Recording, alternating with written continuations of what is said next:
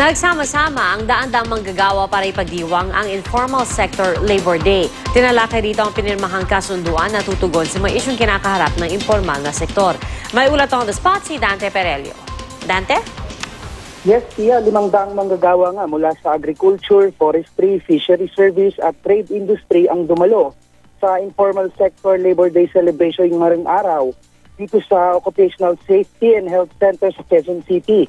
Ang pagdiriwang ay bilang pagkilala sa kanilang kakayahan at ambag sa pag-unlad ng ating bayan na bahagi ng Philippine Development Plan ng administrasyon kung saan kaakibat nito ang layuning poverty reduction.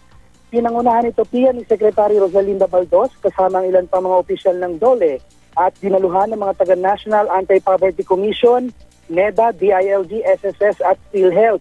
Tinalakay rin sa okasyon ang paglagda sa Memorandum of Agreement noong nakaraang Labor Day celebration kung saan nga inilunsad ang Social Protection Strategy para sa mga stakeholders upang tugunan ang mga issue na kinakaharap ng mga sektor pagdating sa kakulangan ng social insurance, labor market interventions at social safety net.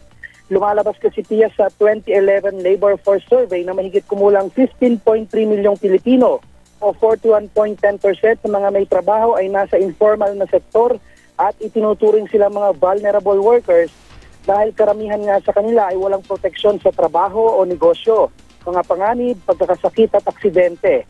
Nakatakda namang Piyang kilalanin sa 103rd International Labor Conference sa Geneva ang informal sector workers sa pamamagitan ng pagtalakay sa kanilang mga issue.